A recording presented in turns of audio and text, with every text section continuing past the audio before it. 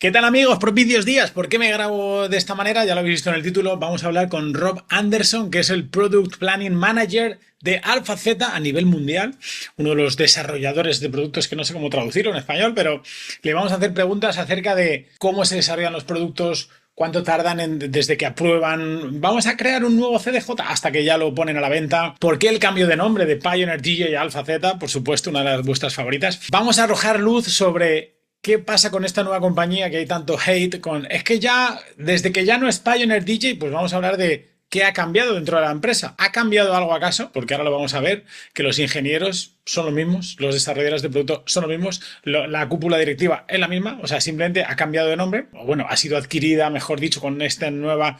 Bueno, ya me entendéis, vamos a preguntárselo todo a él, claro que sí, además le haré algunas recomendaciones de equipos que, bueno, ahora lo veis, cuánto queda para una nueva RxT, los CDJ3000 tendrán paths multifunción alguna vez, cómo está ese caso en el que AlphaZ fue a comprar Serato, pero un juez paró esta decisión, cómo está esto, sigue vigente o no. Pues nada, vamos a hablar con Rob Anderson desde 2011, está vinculado a Pioneer DJ y ahora es el Product Planning Manager para Europa, Oriente Medio y África. Vamos a darle entrada y venga, le empezamos. Tengo muchas preguntas. Va. Rob, how are you? Everything's good? Yes, Sergey. Yeah, all good. Thanks for the intro. First of all, are you a DJ or were you a DJ? I was a DJ until I started working at Pioneer, like nearly 15 years ago. I still DJ, I still make music, but it's not my bread and butter. I don't have to be in nightclubs every weekend now. What is your job at AlphaZ? Are you part of the team development or you are responsible for approving new items or new products? So I've had a few roles since I've been here. I started as a demo DJ, training and demonstrations guy, driving around England, showing shops how to use the new products when they came out. And then I moved into product planning, I think 8 years ago. And, just something I really wanted to get into. Yeah, essentially now the product planning team. So the EMEA team work in conjunction with our Japanese team and our Americas team. And across the three divisions, we look after all of our hardware, all of our software, right the way from the conception of ideas until we reach PR, with the idea of developing products that will, grow our business and facilitate DJs' needs and our customers' needs, essentially. Okay. And how long does it take to develop a product from the moment you decide to develop it and the budget is approved or whatever? The company says, okay, until it's released. Yeah. How long? Every product's different. The development timescale can be very different, but I guess between best case scenario or shortest case scenario, maybe like a year, but going up to sometimes 2.5 years. All depends on our expertise in that area, the amount of R&D needed, the amount of change we're making to a product, or what we're planning to introduce. It's all completely different. A year is very, very unlikely. There's been very few products that are done that quick. And for example, CDJ 3000, it was 1 year? No, definitely not. Roughly, I would say probably around 2.5 years from initial conversations to press release. It's probably about 2.5 years. So maybe you are starting to work maybe in the next CDJ 3000 XX or whatever it may be named. Well, some things I'm probably not going to be able to answer, but okay. Usually when we introduce a flagship player, a multi-format player, you can look back historically on the release dates, and the life cycle of a multi-format player is kind of expected to be between 5 to 7 years. Okay. The market demands. I need to ask you something. Maybe you have been asked 3 million times, and that's the question everyone's I think is waiting for. why did the brand change the name from Pioneer DJ to Alpha Theta? It's perhaps risky to change the name of products when you're the market leader, but why Alpha Theta? It's a bit of a misconception because we didn't change the brand name. We launched a new brand. We launched a new brand with Alpha Theta, which matches our corporate brand name. So our brand name has been, our corporate brand name has been Alpha Theta for, I forget the exact amount of years, but over 5 years, maybe 8 years. We might have to clarify that fact. But we wanted to introduce a new brand as our brand for future product innovation. You know, Pioneer DJ remains our legacy brand with super strong equity, and both Pioneer DJ and Alpha Theta brands will continue to coexist. So yeah, it wasn't a brand change or a brand migration. It was just the introduction of a new brand. From what I've read, the engineers who design all the products at Pioneer DJ are the same ones now at Alpha Theta, and the development and creation methods are the same. Is this true? Yeah, literally nothing's changed when I joined the company. When it was Pioneer Electronics, the engineers working on the products, the development team, the management. Of course, there's been some staff come and leave, but the core teams and the guys with the expertise have always remained the same. Of course, we've grown and we've expanded since Pioneer DJ become its own entity and has grown year on year. Then the team has grown, but all of the original, the guys that were managers when I started working in product planning, conceiving ideas, they're now, they've gone up the ranks to work as senior managers or, heads of divisions.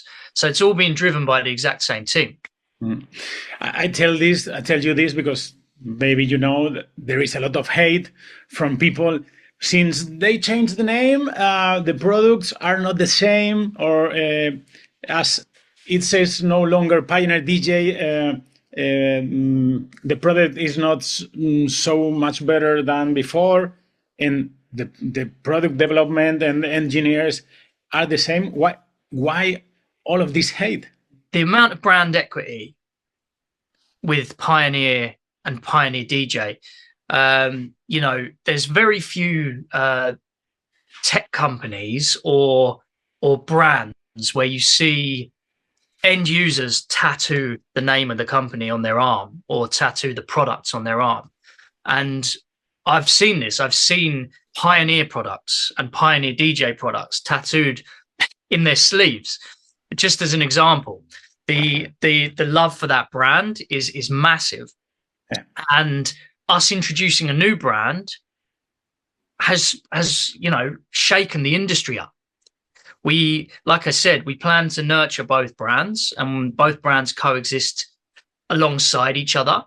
And Alpha Theta being a new brand, it's going to take time for that level of love to exist with Alpha Theta. Of course, anyone who's used the new products will understand that the XDJ AZ, the CDJ 3000X, they're out of the products that we've released under the Alpha Theta brand. They're, I guess, the most familiar to previous Pioneer DJ range. Whereas the other Alpha Theta products like the Omnis Duo and the Opus Quad, the Wave 8, they were all quite new and experimental. And now we've got these products that really do inherit our core DNA and show that the team is the same and show the engineers are the same. We also introduced the Euphonia rotary mixer, really to kind of stamp the seal of approval on the Alpha Theta brand in terms of quality. That's our 4-channel rotary mixer in collaboration with Rupert Neve Instruments. Rupert Neve Electronics, sorry, and it's blending hybrid. It's a hybrid blend of analog and digital world, but solidifying the quality of the Alpha Theta brand.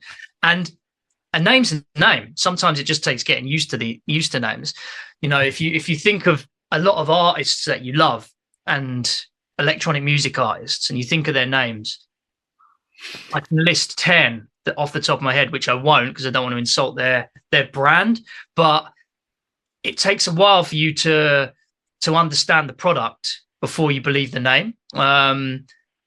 Sometimes a name might seem meaningless or silly or too playful or just doesn't resonate. But once you understand the music of that artist and you see what product they're delivering, then the name just becomes naturally adopted. And that's going to happen with Alpha Theta as well.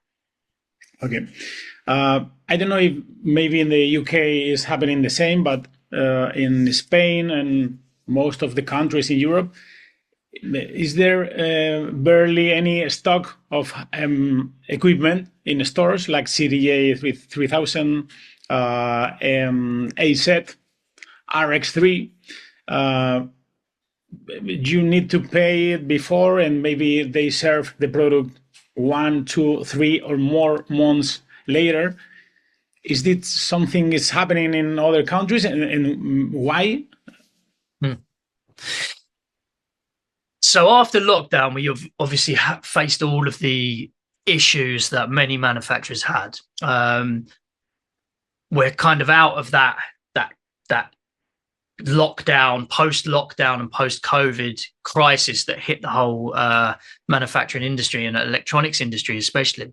The demand for our equipment has been high. It continues to get more and more as we expand. And we are expanding internally to accommodate this demand.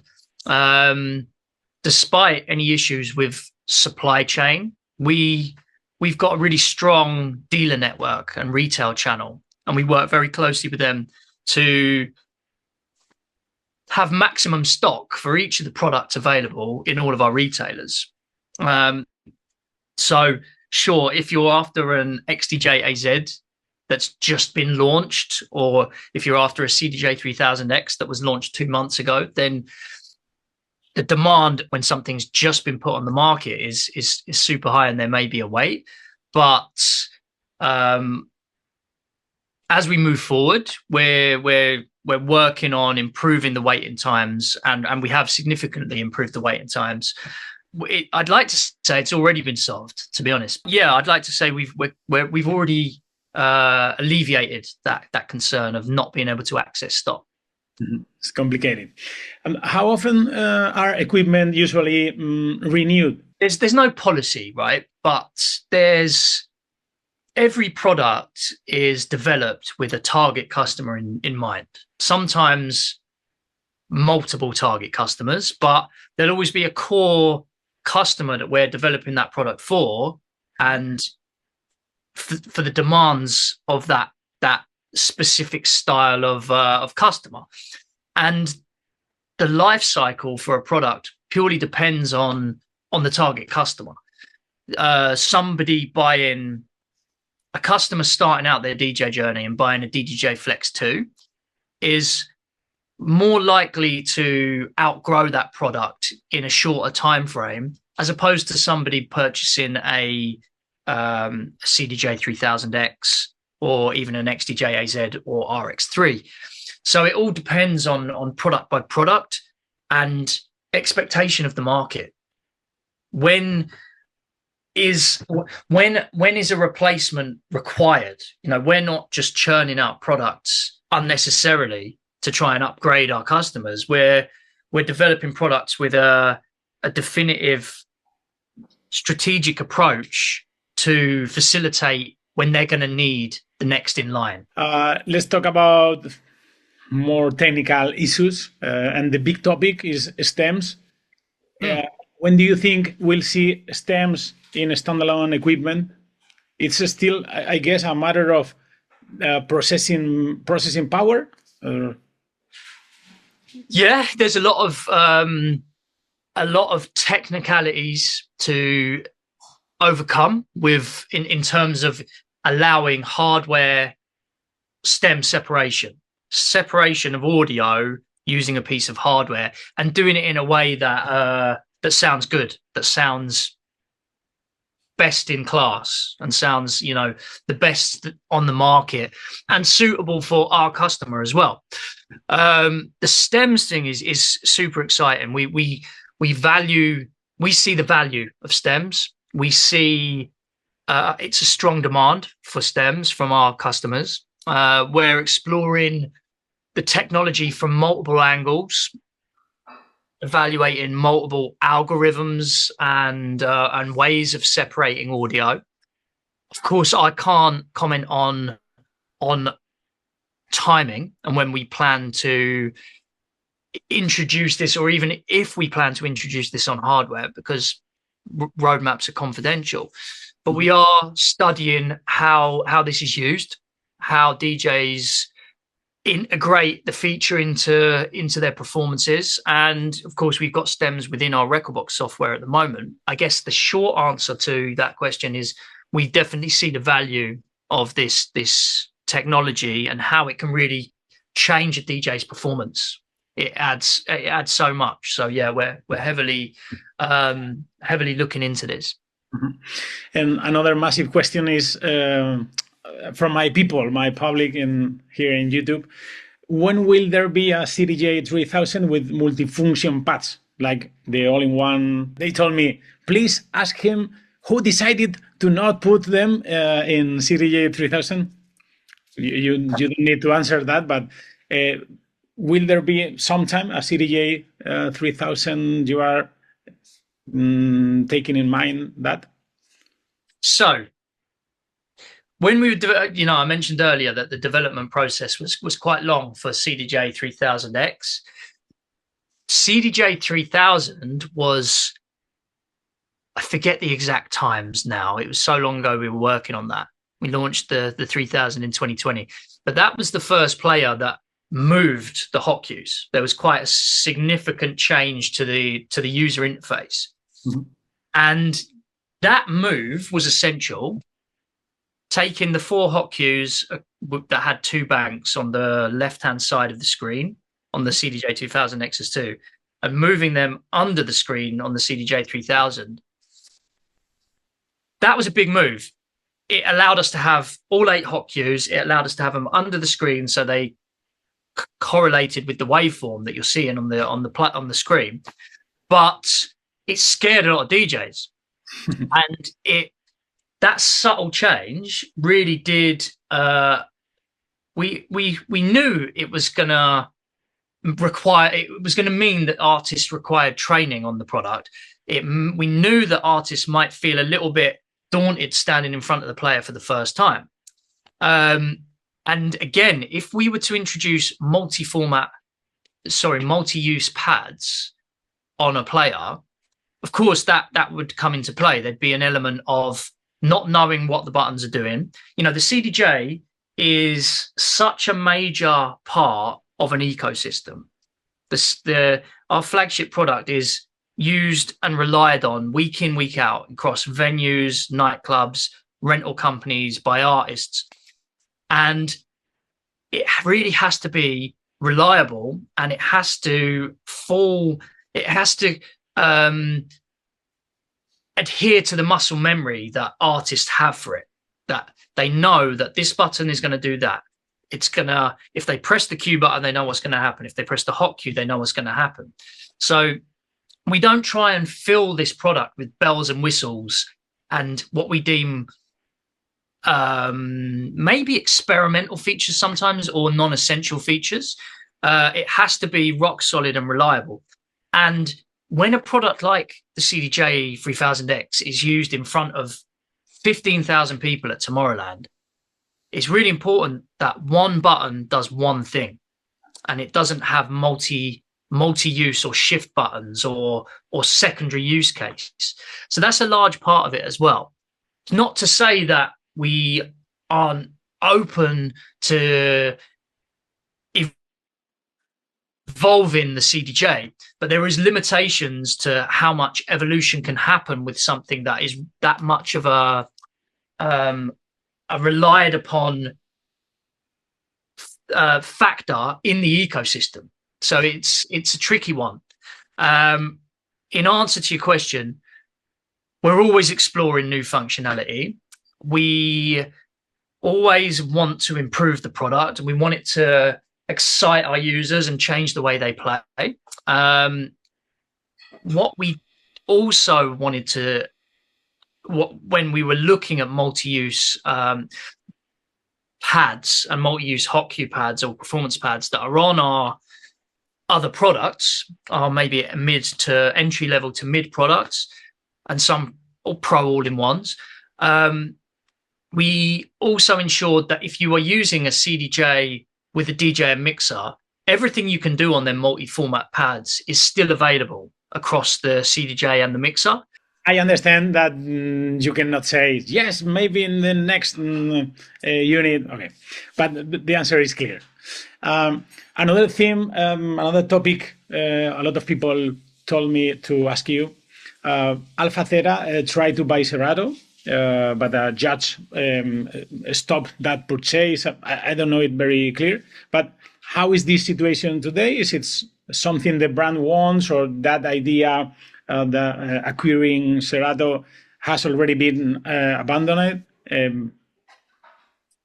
Well, the decision was taken out of our hands, unfortunately. We were disappointed by the ruling, and we disagreed with that decision. We saw acquiring Serato as a way of us really growing the industry on the whole and stimulating the industry. We believed it would have accelerated our combined ability to deliver incredible products to DJs and producers globally. But yeah, unfortunately, that decision was made. So yeah, that acquisition was vetoed. And I have a lot of questions that I don't know if I can make, but I'll try. And if you want to not answer something, just I'll try and be as open as possible. Is there a new FX unit coming? A new RMX 1000 is on the way? Maybe you are working on something new? You want the leaks? So we're always working on multiple ideas and multiple concepts. And I can't tell you what's coming. I can't disclose our roadmap. But we've got a lot of exciting stuff coming in the forthcoming year, 2 years, 3 years. It's an exciting time for us in terms of development. Technologies, what's possible technologically, and the way our artists are performing sonically and the way they're changing culturally is just allowing us to push the boundaries creatively for them even further. So, to answer your question, I can't tell you what's coming in the next 1, 2, 5 years, but watch this space. We've got a lot of exciting products in the roadmap that are really going to allow artists to push their creative boundaries. Okay, we will see it. Okay, and I cannot let you go without asking you something that I ask in every single video. I make a Pioneer DJ or Alpha Theta review. I always say that I don't understand why I don't know how to say it, the lever that activate effects on the S9, that button, that lever or lever, yeah, lever. That lever that activate these effects on the S9 right above the faders. Why is not on the club mixers? Please make it available in all the club mixers, because I think it's so we need it. So we're getting into a product planning session now. Okay, feedback like that is Write it, please. that's me writing this down after this call. So that's a common request, is it, from yourself and from your viewers? Yeah. Well, we should talk more after. Okay. We need it. Not only it's not only for scratch DJs. So okay, I needed to give you my request. Noted. I think everything's answered. I really appreciate your time, and maybe we can talk later again in some 3, 4, 5 years and talk about more about the brand. There were a lot of questions people and DJs wanted to know about the engineers, the new brand name, etc. So thank you so much, Rob. And I don't know if you want to add something. Anything like this, an opportunity to engage with such a big audience and let the guys know a bit of insight into how we work and what we do, the stuff we can say. More than happy. Yeah. Super happy to jump on a call with you anytime. I think it's good to open the gates of the brand to the people with chats and talks like this. So thank you very much, Rob. Thank you. No, my pleasure, Sergey. Thank you so much.